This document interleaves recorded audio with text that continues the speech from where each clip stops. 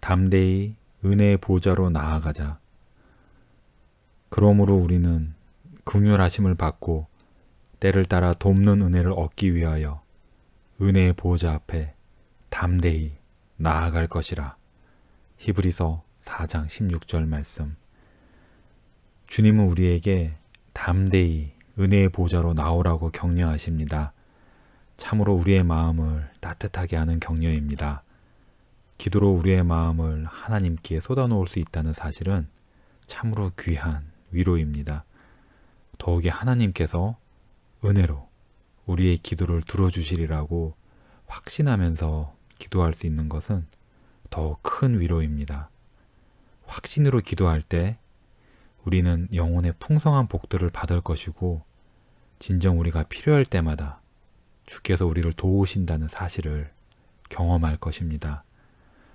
은혜의 보좌로 나아가서 열매를 얻는 비결은 두 가지가 있습니다.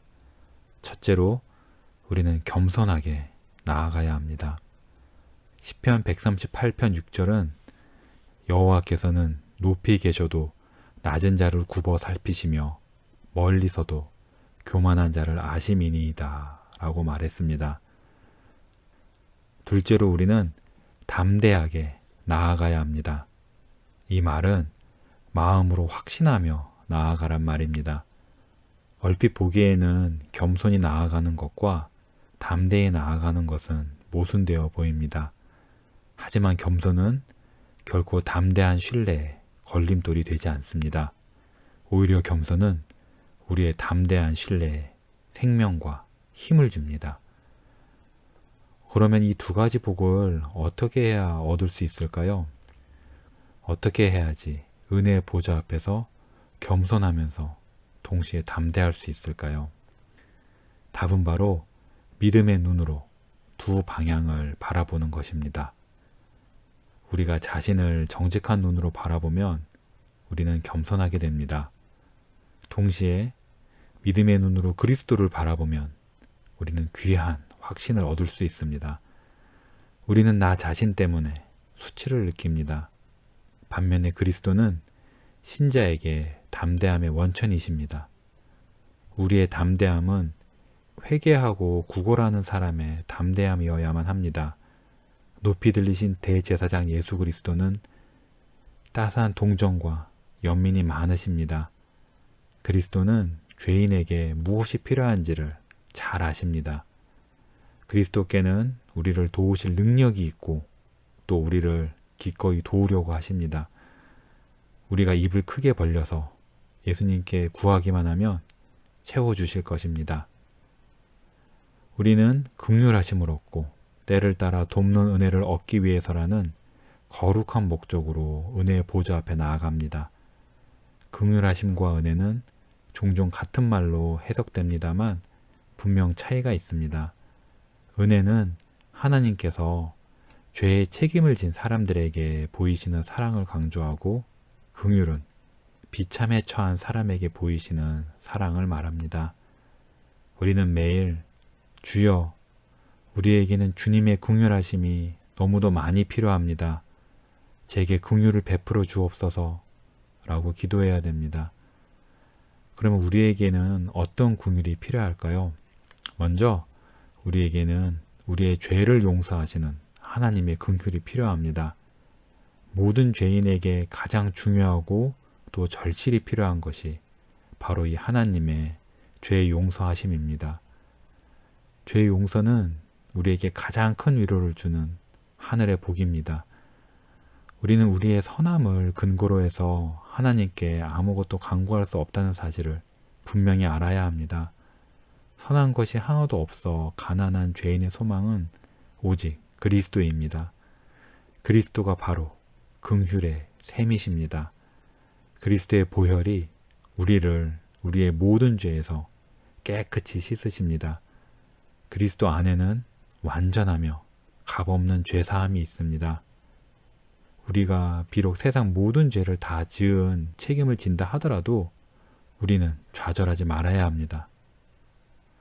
그러므로 그리스도는 자기를 힘입어 하나님께 나아가는 자들을 온전히 구원하실 수 있으니 이는 그가 항상 살아 계셔서 그들을 위하여 간구하심이라 라고 히브리서 7장 25절에서 말씀하셨습니다. 또한 우리에게는 우리를 거룩하게 하시는 하나님의 긍휼이 필요합니다.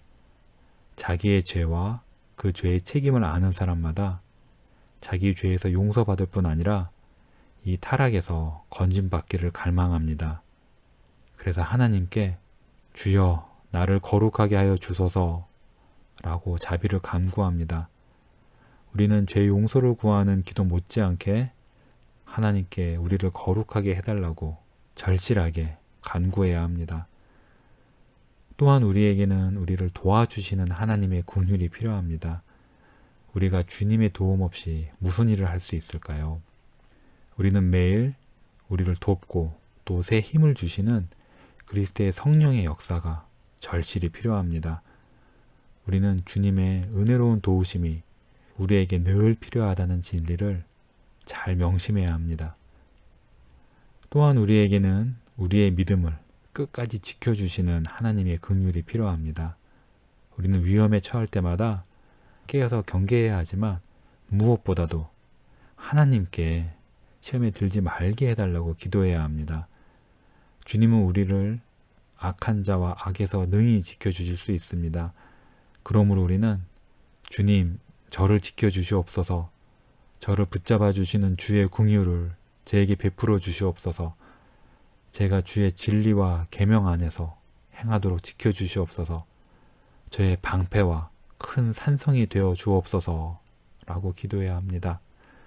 또한 우리에게는 필요한 것을 공급해 주시는 하나님의 긍휼이 필요합니다. 예수님께서 우리에게 일용할 양식을 주옵시고 라고 기도하라고 가르쳐 주셨습니다. 우리에게는 많은 것이 필요합니다. 주님은 우리 삶에 필요한 모든 것을 공급해 주실 힘이 있습니다. 마지막으로 우리에게는 앞길을 인도하시는 하나님의 긍휼이 필요합니다. 우리는 삶에서 결정을 내릴 때마다 주님의 인도하심에 의존해야 합니다. 예레미야서 10장 23절 말씀에 사람의 길이 자신에게 있지 아니하니 걸음을 지도함이 걷는 자에게 있지 아니하니이다 라고 말씀하셨습니다. 실수하지 않으시는 하나님의 손에서 인도함을 받는 것은 참으로 귀한 복입니다. 이렇듯 우리가 매일 주님의 은혜의 보좌 앞에 나아가야 할 이유가 참으로 많지 않습니까? 주님이 없다면 우리는 속빈 강정일 뿐입니다. 하지만 우리가 때를 따라 돕는 은혜를 하나님께 얻는다면 우리가 얼마나 복될까요?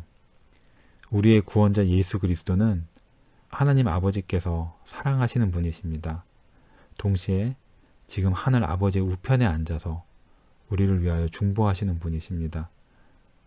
우리는 예수님의 공로에 의지하여 쉬지 않고 겸손하지만 동시에 담대히 은혜의 보좌로 나아가서 하나님께 간구해야 합니다. 우리 중보자 예수님은 자기 백성을 마치 맏형처럼 따스하게 돌보십니다. 식지 않는 한결같은 사랑으로 자기 백성을 지켜보십니다. 은혜로우신 중보자 예수님께서 하늘의 속죄소에서 늘 하나님 아버지께 중보하시기 때문에 우리처럼 가난한 죄인이 필요할 때마다 돕는 은혜를 구하고 또 그 은혜를 받을 수 있습니다. 시편 14편에는 하나님이 없다 하고 자기 마음에 말하는 어리석은 자가 나옵니다. 이런 어리석은 사람은 은혜의 보좌를 소홀히 여깁니다. 누가복음 18장 9절에서 14절에는 세리와 바리새인의 기도 이야기가 나옵니다. 여기에 바리새인은 형식적인 신앙인입니다. 형식적인 신앙인은 은혜의 보좌를 소홀히 여깁니다. 하지만 회개하고 겸손한 사람인 세리 같은 사람에게는 은혜의 보좌가 무엇보다도 귀합니다. 이렇듯 은혜의 보좌를 귀하게 여기는 사람이 바로 죄 용서를 받은 죄인입니다. 이 메시지를 듣는 그대에게 은혜의 보좌는 어떤 곳입니까? 아무것도 아닌 곳입니까? 아니면 조금 중요한 곳입니까? 아니면 다른 무엇보다도 중요한 곳입니까? 은혜의 보좌보다도 중요한 것은 세상에 없습니다. 아멘. 이 메시지는 북미 자유개혁교회의 목사님이셨던 고 제랄드 햄스트라 목사님이 남기신 묵상입니다.